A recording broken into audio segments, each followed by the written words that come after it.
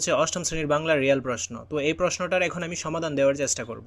ষান্মাসিক সামষ্টিক মূল্যায়ন 2024, শ্রেণী অষ্টম, বিষয় বাংলা। কাজ ক, জোড়ায় আলোচনা করে নিচের কাজগুলো করো। বৈঠককে সামনে রেখে এবং বৈঠকের দিনকে কেন্দ্র করে পাশের সহপাঠীর সাথে আলোচনা করে নিচের কার্যক্রমগুলো অনুসরণ করো। এরপর খাতায় লেখো। তো এখানে কি বলছে দেখো, তোমার বিদ্যালয়ের বিভিন্ন প্রয়োজন বা সমস্যা খুঁজে বের করতে হবে। এসব প্রয়োজন বা সমস্যা নিয়ে কার কার সাথে যোগাযোগ করা যায় তার একটি তালিকা করতে হবে। যোগাযোগের মাধ্যম ও উপকরণ কী হতে পারে সেগুলো নির্ধারণ করতে হবে। কাজগুলো করতে গিয়ে কোনো বিষয়গুলো তুমি নিজে খুঁজে পেয়েছো আর কোনগুলো আলোচনার মাধ্যমে উঠে এসেছে তা উল্লেখ করতে হবে। প্রয়োজনে আলাদা ছক ব্যবহার করা যেতে পারে। তো চলো এখন আমরা এই প্রশ্নের অ্যান্সারটা দেখে নিই।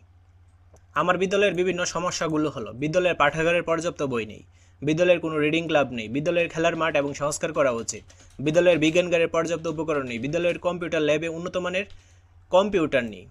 সমস্যাগুলো নিয়ে যার সাথে যোগাযোগ করব, বিদ্যালয়ের প্রধান শিক্ষক, বিদ্যালয়ের পরিচালনা কমিটির সভাপতি, বিদ্যালয়ের সচেতন অভিভাবকদের প্রতিনিধি। যোগাযোগের মাধ্যম এবং উপকরণগুলো যা হবে, প্রথম মাধ্যম মৌখিক যোগাযোগ, উপকরণ সরাসরি কথা বলা, মোবাইলে কথা বলা। দ্বিতীয় মাধ্যম লিখিত যোগাযোগ, উপকরণ আবেদনপত্র, চিঠি, দেয়াল পত্রিকা ইত্যাদি। কাজগুলোর মধ্যে আমি যেসব বের করেছি এবং যেসব বিষয় আলোচনার মাধ্যমে উঠে এসেছে, যেসব বিষয় আমি নিজে বের করেছি: বিদ্যালয়ের সমস্যা, পাঠাগারে পর্যাপ্ত বই না থাকা, বিদ্যালয়ের কম্পিউটার ল্যাবে উন্নত কম্পিউটার না থাকা, বিদ্যালয়ের রিডিং ক্লাব না থাকা। যার সাথে যোগাযোগ করব, প্রধান শিক্ষক, বিদ্যালয় পরিচালনা কমিটির সভাপতি। যোগাযোগের মাধ্যম এবং উপকরণ, লিখিত যোগাযোগ মাধ্যম এবং উপকরণগুলো হলো আবেদনপত্র, চিঠি এবং দেওয়াল পত্রিকা। যেসব বিষয় সহপাঠীর সাথে আলোচনায় উঠে এসেছে: বিদ্যালয়ের সমস্যা, বিদ্যালয়ের খেলার মাঠ এর সংস্করণ দরকার, বিদ্যালয়ের বিজ্ঞানাগারে পর্যাপ্ত উপকরণ।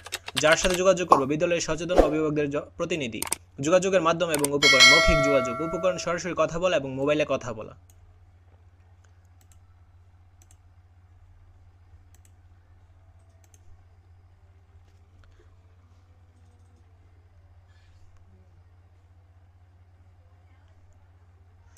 তো এটা হচ্ছে কাজ কয়ের একের অ্যান্সার।